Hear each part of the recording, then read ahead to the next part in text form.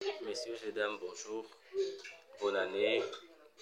C'est le tout premier dimanche du mois de janvier et le premier de l'année 2025.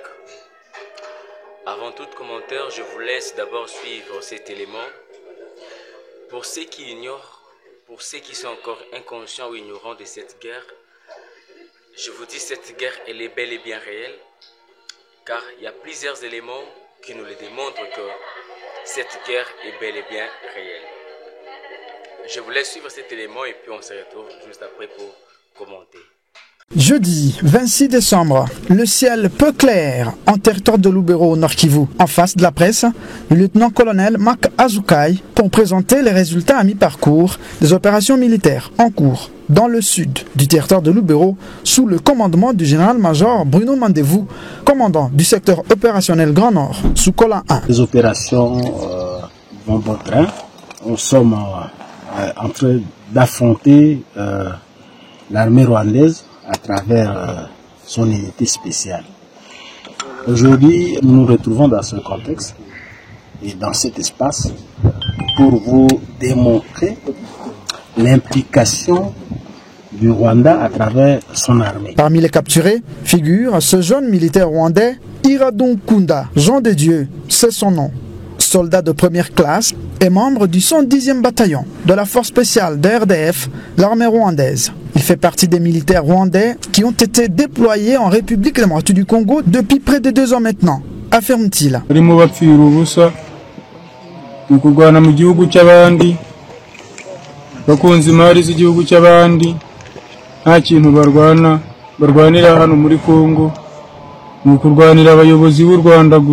Nous avons été déployés en RDC par notre président Paul Kagame afin d'attaquer la menace sécuritaire contre le Rwanda qui sont les FDLR se trouvant sur le sol congolais, déclare-t-il. Blessé au combat avant d'être capturé, ce jeune soldat rwandais de 22 ans est bien pris en charge par les forces armées de la République démocratique du Congo, respectueuse des principes du droit international humanitaire. Il dit craindre pour sa vie s'il est rapatrié dans son pays, le Rwanda, et demande aux autres militaires rwandais de refuser d'être déployés en RDC pour se faire tuer, juste pour des intérêts expansionnistes et surtout économiques des dirigeants rwandais. Pendant ce temps, sur toutes les lignes de front, les FARDC maintiennent la pression sur l'ennemi. Les 11 encore sous occupation du M23 seront récupérés, rassure le porte-parole du secteur opérationnel sous Colin 1, Grand Nord. Le lieutenant-général Kabamba Wakasanda François, nouveau chef d'état-major général adjoint en charge de l'administration et de la logistique, a officiellement pris ses fonctions ce samedi 4 janvier 2025. C'était à l'issue de la cérémonie des remises et reprises avec son prédécesseur, le lieutenant-général Kasonga Chibango Léon Richard. Cette brève cérémonie a été supervisée par le lieutenant-général Ichali Gonzanduro Jacques, chef d'état-major général adjoint en charge des opérations et du renseignement, en présence des officiers généraux et supérieurs de l'état-major général. Le lieutenant-général Kasonga Chibango Léon Richard a remis à son successeur le signateur juste après la signature du procès verbal. Puis les 2 personnalités ont procédé à l'échange des fauteuils. C'est même samedi, une cérémonie analogue a investi le général de brigade Mbouyi Chivoadi Marie-José comme sous-chef d'état-major chargé de l'administration. Et après la remise et reprise avec le général de brigade Mbouyi Fabrice, représentant du général-major Kisezo Koukwamo Thomas, ancien sous-chef d'état-major en charge de l'administration en soins à l'étranger. Pour rappel, ces séries de remises et reprises interviennent après les nominations par les présidents de la République. Félix-Antoine Tshisekedi, chef de l'État et commandant suprême des FARDC, du lieutenant-général Gilles Banza à la tête de l'état-major général des forces armées et de certains de ses collaborateurs. Merci.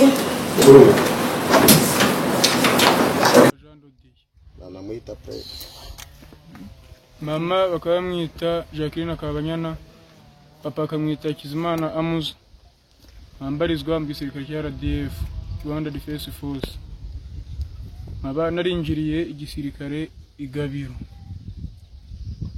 Tukimara kurangiza tukimara gupasinga baduhereza imbunda n'aya mawebing ndetse n'ibindi bikoresho bya gisirikare. Duha ikibari cyo kujya mu rugo, bamaze kubiduha duhurira ku Mukamira, turagenda duhura n'abandi basirikare bari bavuye Iwawa batwohereza muri Kongo.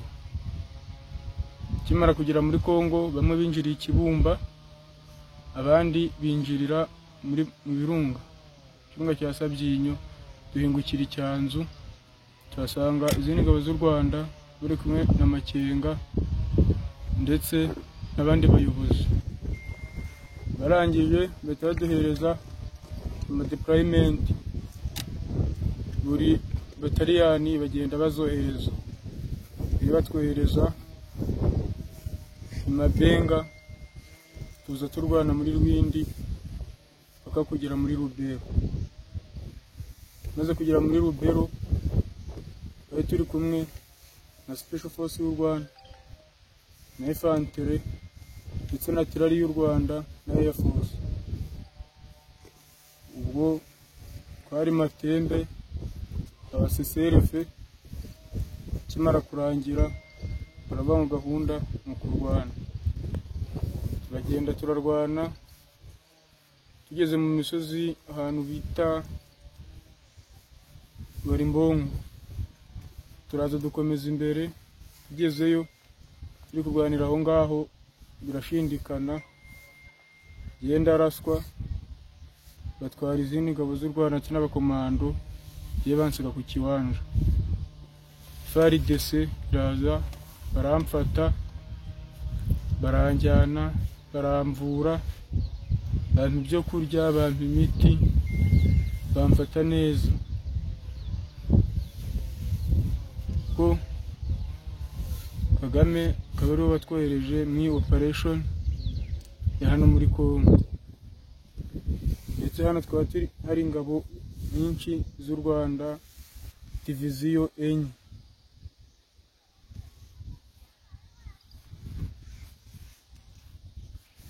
La situation sécuritaire de la province de l'Ituri, les avancées et défis, voilà ce qui était au centre des échanges entre la représentante spéciale adjointe des Nations Unies en charge de la protection et le gouverneur militaire de l'Ituri. Viviane Van de Per plaide pour le renforcement de l'appui sécuritaire dans cette province.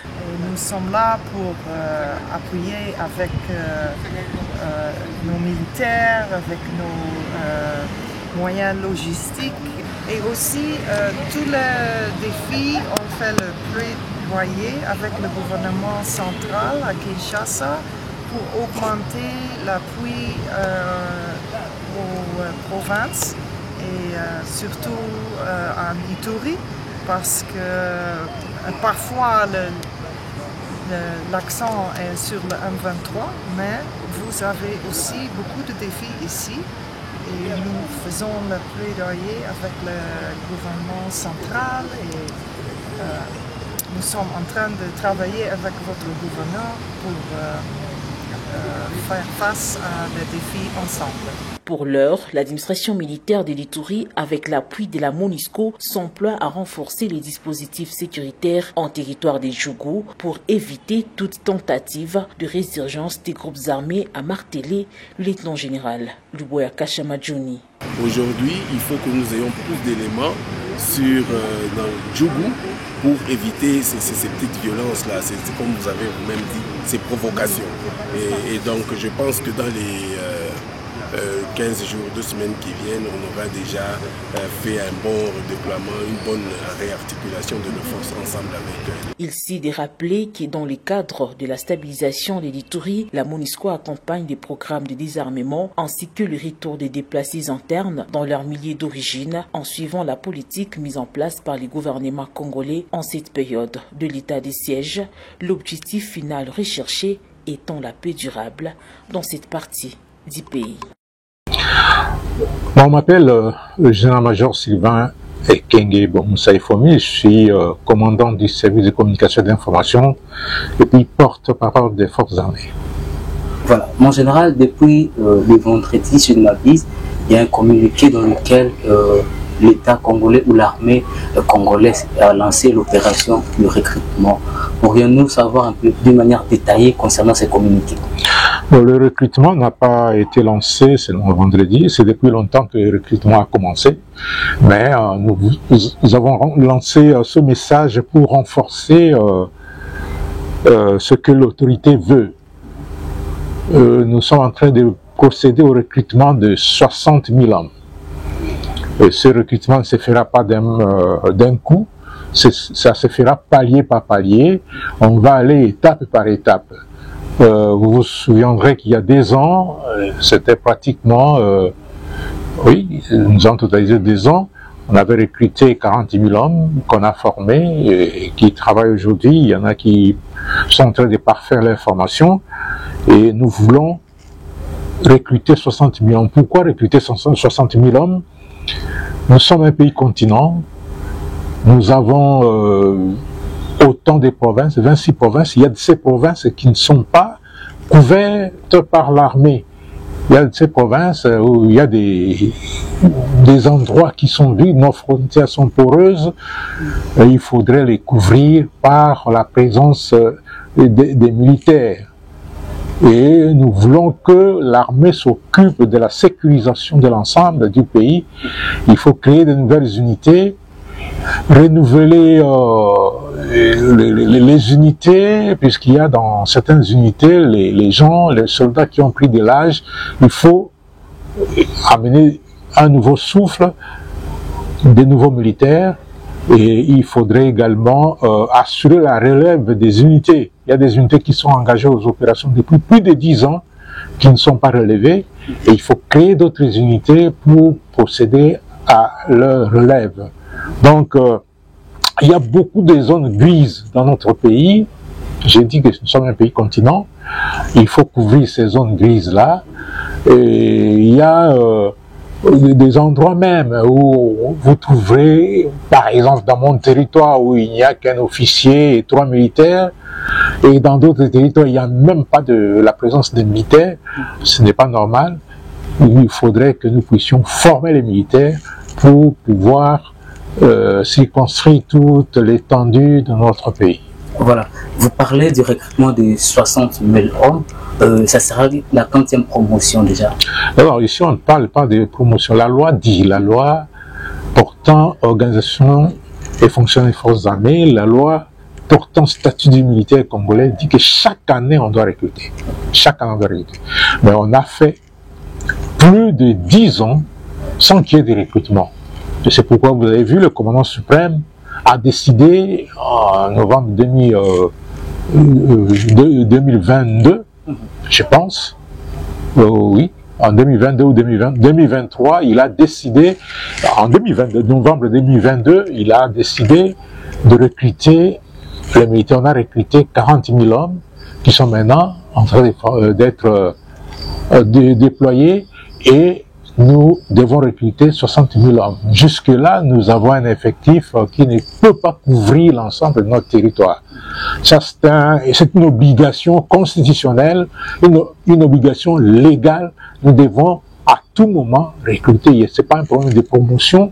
Ici, on parle des soldats des rangs qu'on doit recruter pour étoffer les unités et pour créer d'autres unités. On ne parle pas en termes de promotion. Les promotions sont dans des écoles. Effectivement, il y aura dans l'entretemps et dans la foulée, il y aura aussi le recrutement pour l'académie militaire, le recrutement pour les écoles, ainsi de suite.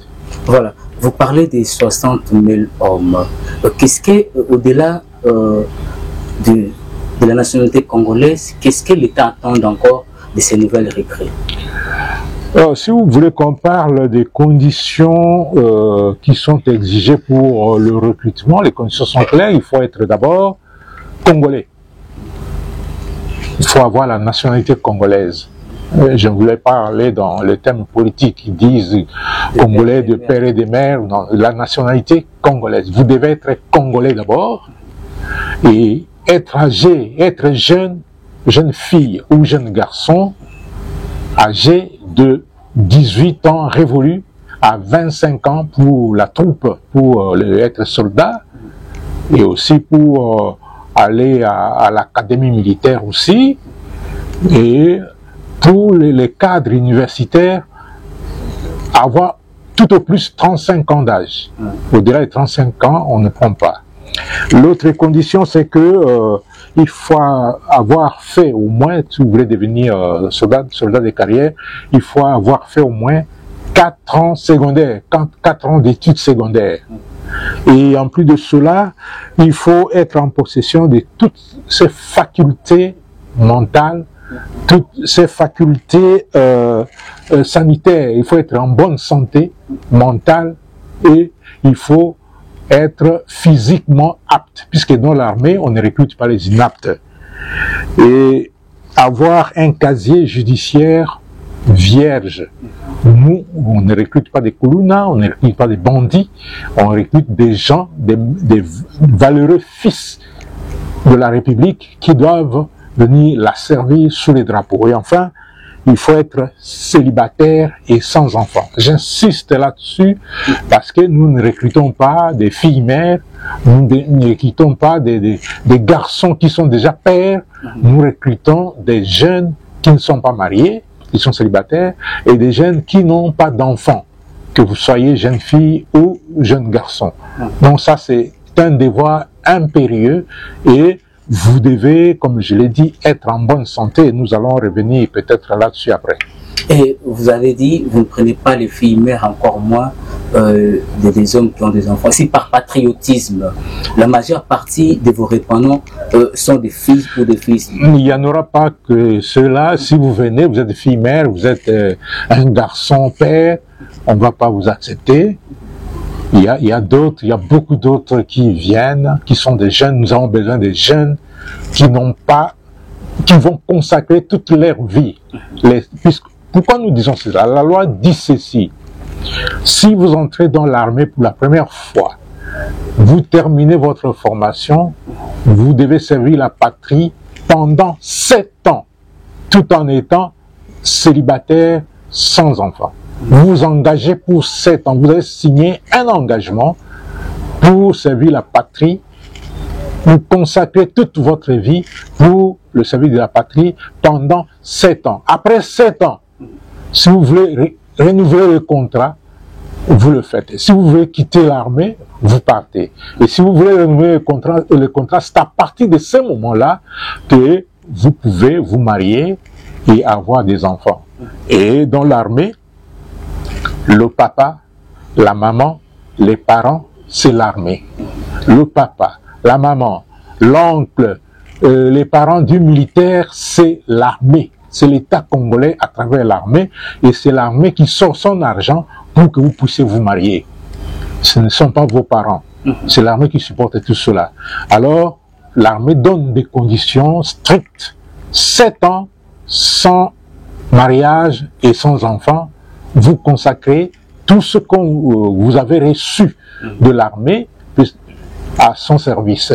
Puisque quand vous venez, on va vous former, vous n'allez pas payer le minerval, on va vous habiller, vous n'achèterez pas les habits, on va vous loger, on va vous soigner, on va vous faire manger, tout ça c'est l'armée qui supporte tout cela et vous devez consacrer 7 ans pour l'engagement que vous avez pris avec l'armée avant de vous engager à prendre une épouse ou à prendre un mari ou à avoir des enfants. Voilà, l'objectif est de couvrir les zones grises que vous avez dit, c'est de recruter 60 000 hommes. Vu les situations que traverse notre pays, alors si par patriotisme aujourd'hui, le nombre a dépassé les 60 000 hommes, qu'est-ce que vous prévoyez? Nous allons recruter 60 000 hommes, mais étape par étape. On ne va pas recruter 60 000 hommes au même moment. Les gens intelligents travaillent par objectif. Et notre objectif, c'est d'atteindre 60 000 hommes.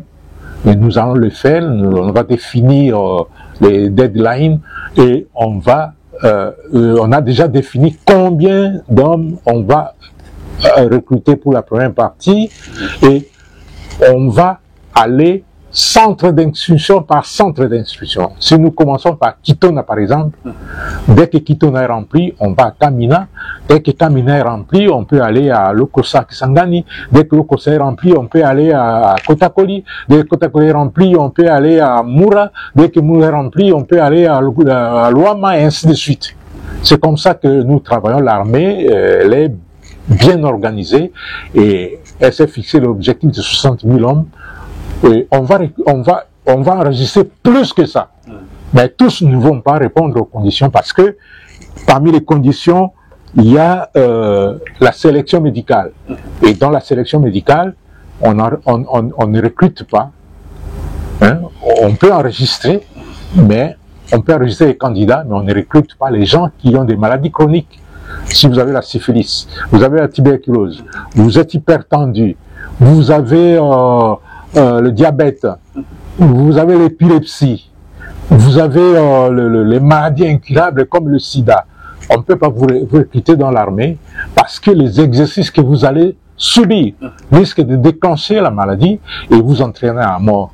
Et c'est ça une perte pour la nation. Donc, tous ceux qui ont... Il y a un service médical de l'armée qui va passer au peigne fin tous les candidats et ceux qui ne seront retenus que ceux qui rempliront les conditions sanitaires voulues.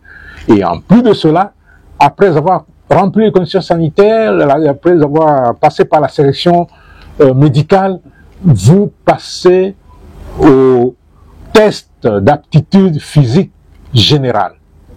Puisque ce test permet d'identifier les jeunes qui sont physiquement aptes. Dans l'armée, on ne recrute pas les inaptes, on ne recrute que les personnes aptes, qui sont capables de supporter l'effort physique que fait subir l'armée.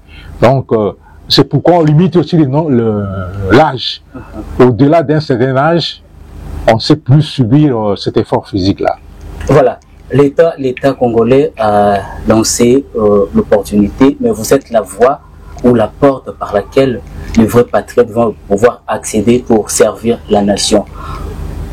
Par rapport aux différentes images qui circulent dans notre pays, où on voit les soldats congolais aujourd'hui maltraités, marginalisés, ces images-là ont découragé certains compatriotes qui, dorénavant, avaient cette volonté d'adhérer ou de rejoindre l'armée. Je voudrais d'abord, il y a des choses dans ce que vous dites. Nous, des médias, nous tombons, que ce soit nous des médias, que ce soit la population congolaise, nous sommes beaucoup plus naïfs. Vous oubliez que nous sommes en guerre, et la guerre, elle est beaucoup plus psychologique. C'est la guerre de l'information. Et la plupart des messages qui circulent sont envoyés par les Rwandais pour nous démoraliser, pour que l'opinion nationale soit démoralisée. Et nous, dans notre naïveté, nous les partageons, nous les diffusons. Ça, c'est de un. De deux, je dirais avec force, et je vais m'adresser à tous les jeunes, je vais les regarder dans les yeux, que si vous n'avez pas de vocation, ne venez pas dans l'armée. L'armée, c'est un domaine, c'est un apostolat. C'est l'apostolat qui doit vous animer pour que vous puissiez venir dans l'armée. Dans l'armée, on ne vient pas pour devenir riche. Dans l'armée, on ne vient pas pour être commerçant. Dans l'armée, on ne vient pas pour avoir je ne sais quoi. Si vous venez dans l'armée, c'est pour servir la nation et faire la guerre. Et mourir pour que le peuple congolais soit libre et indépendant, et mourir pour que l'intégrité territoriale de notre pays soit assurée. Donc on ne vient pas dans l'armée parce que on est chômeur, on ne vient pas dans l'armée parce qu'on veut avoir un travail, on veut résorber son chômage, on ne vient pas dans l'armée pour trouver de l'argent. Si vous venez dans ce sens-là, vous serez d'abord arrêté, puisque l'armée est organisée, et vous risquez de perdre votre carrière, votre temps pour rien. Et là, c'est la nation qui va en pâtir. Donc, nous n'avons besoin que des patriotes, des gens qui viennent répondre à l'appel patriotique de la nation, à l'appel civique de la République pour la défendre. Il n'y a que ça. Voilà. Une fois les recrutements finis, il y a des nouvelles recrues, il y a les formations qui se suivent, et puis la prochaine étape, c'est quoi? Qu'est-ce qu'il faut faire ou comment faire pour envoyer peut-être des nouvelles recrues sur les champs de guerre ou des terrains? Alors, avant toute chose, nous sommes aujourd'hui, on a ouvert la saison de recrutement et on est à l'étape, le recrutement, je l'ai dit, c'est un processus. Le recrutement, en tant que processus, a plusieurs étapes. La première étape à laquelle nous sommes, c'est l'étape d'enregistrement des candidats au recrutement. Les gens qui viennent, ils vont là, dans les régions militaires, où il y a des structures de recrutement qu'on appelle d'ISO et des CISO. Les DISO sont des directions d'information, de sélection et d'orientation des candidats. Les DISO sont là où il y a les états-majors des régions militaires, comme ici à Kinshasa, comme à Lubumbashi, comme à Mbujimaï, comme à Mbandaka, comme à Goma, à Bukavu, comme à Matadi, et comme à Kikwiti, puisque nous avons 10 régions militaires, alors qu'on a 26 provinces. Mais dans d'autres provinces, on a déployé les CISO, c'est-à-dire des cellules d'information, de sélection et d'orientation des candidats. Et la première étape, c'est celle-là. Vous voulez intégrer l'armée, alors vous vous orientez dans ces structures-là. Par exemple, ici chez nous, c'est au camp Kokolo, au niveau de la parade qui est à côté de l'hôpital. Vous allez trouver les gens qui sont là, ils vous enregistrent. Et on va vous donner les conditions, c'est-à-dire que vous amenez vos papiers. On a dit que vous devez avoir fait au moins 4 ans secondaires, si vous devez devenir soldat, et si vous voulez embrasser la carrière d'officier pour aller à l'académie militaire, pour ceux qui font 3 ans à l'académie militaire, ils doivent être au moins D6. Hein? Et puis, il y a d'autres, des cadres universitaires comme vous devez faire 1 année à l'académie militaire, à la science spéciale, vous devez être au moins gradué ou licencié dans un domaine bien précis, et les cadres universitaires, les structures de l'armée les recrutent au besoin, sur titre. C'est-à-dire chaque structure a besoin d'un certain nombre de spécialistes, alors on les recrute et ils passent le concours national qui aura lieu bientôt. Et pour le reste, dès que on arrive, on doit d'abord enregistrer. Et c'est au niveau des CISO et des DISO qu'on enregistre. Lorsqu'on a enregistré, on oriente. Ceux qui feront la carrière militaire, on les oriente. Ceux qui feront la carrière d'officier, on les oriente à l'académie. Et les médecins, les spécialistes, tout ça, on les oriente pour les concours nationaux. Après, il y a le test. Le test qui se fait à 2 niveaux. Il y a d'abord le test médical qui doit déterminer que le candidat n'est pas malade, il ne souffre pas d'une maladie chronique, il n'a pas le pied plat, il n'a pas des problèmes qui peuvent lui permettre d'être militaire, des problèmes de santé qui peuvent lui permettre d'être militaire. Une fois terminé ce test-là, il y a un deuxième test. C'est le test d'aptitude physique générale, puisqu'un militaire doit être physiquement apte pour supporter les exercices. Alors, dès qu'on termine, pour les candidats officiers, il y a un test psychotechnique qui est réalisé. Et une fois terminé cette étape de test, il y a, dès qu'on a terminé ce test, on est maintenant recrue. Et avant ces tests, on n'est pas recrue, on est candidat au recrutement. Et une fois devenu recrue, et les recrues, la loi dit qu'on doit recruter dans l'ensemble du territoire national, puisque l'armée est nationale et républicaine. Donc, chaque province doit donner les meilleurs de ses fils et de ses filles pour intégrer l'armée. À ce moment-là, on prend ceux qui viennent de Kikwit, on prend ceux qui viennent de Mbandaka, on prend ceux qui viennent de Bandundu, on prend ceux qui viennent du Congo central, on les met ici à Kinshasa. Et dans un centre de regroupement ici à Kinshasa. On dit, bon, ils sont ici, quel est le centre? On ne peut pas les former dans un centre qui est proche de chez eux. On les envoie par exemple à Kamina, à partir on les projette vers le centre de Kamina. Ceux qui viennent d'Ikatanga, ceux qui viennent de peut-être d'Ikasai, on les prend, on les amène peut-être dans le centre qui est à Kisangani. Et ceux qui sont de ce côté-là, de toute la province ex-orientale, les Kivu, on les amène, on les regroupe quelque part, peut-être à Kisangani ou à Goma, on les prend, on les amène ici à Kinshasa et on les achemine à Kitona. Et ainsi de suite. Ça sont là où on les regroupe, ça s'appelle les centres de regroupement. Et puis, une fois dans les centres, ils vont suivre la formation des bases, et il y a d'autres formations spécifiques. Et pendant la formation, il y a 3 étapes. Il y a la formation et on doit équiper, il y a l'équipement. Et après la formation et l'équipement, dès qu'on a terminé la formation, on s'entraîne avec les équipements et puis on doit aller dans un centre d'entraînement pour renforcer ses capacités. Donc il y a la formation, l'équipement et l'entraînement qui marchent de pair. Voilà. Vous avez dit l'armée ne recrute pas un soldat ou un candidat inapte. S'il arrivait pendant la formation, l'exercice physique, un candidat tombé peut-être malade ou il connaît un accident lié à la formation, qu'est-ce que l'armée fait à ce moment-là? L'armée va le soigner, va soigner la recrue, et si l'accident ou l'infirmité ou bien la maladie est soignée, prise en charge, l'armée va prendre en charge, et si la maladie est soignée, si la personne est guérie, il peut continuer avec son instruction. Si la personne n'est pas guérie, on va la remballer et la ramener là d'où elle est venue.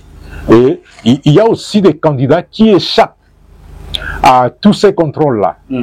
Mais lorsqu'ils arrivent au centre, toutes ces maladies que nous avons qualifiées de chroniques ressortent, on va les soigner et puis après on les remballe chez eux à la maison.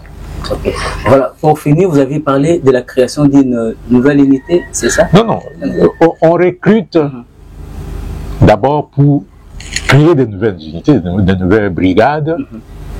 Et une brigade, c'est une grande unité qui est composée des bataillons, les bataillons composés des compagnies composées des pelotons, les pelotons composés de sections, et on forme des unités, des nouvelles unités.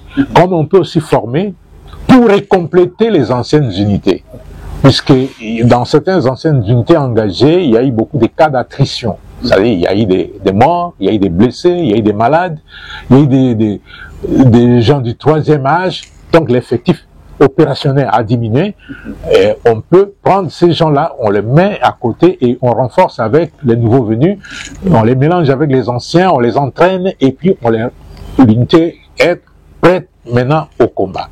C'est comme ça que ça se fait. Voilà, merci beaucoup Général Ekenge, nous sommes à la fin de notre entretien. Si vous avez juste 1 ou 2 minutes pour lancer un message en lingala et puis en français pour tous les compatriotes congolais qui désirent bien évidemment adhérer à l'armée question de rajeunir puis renforcer notre armée. Nous n'avons que le Congo comme pays.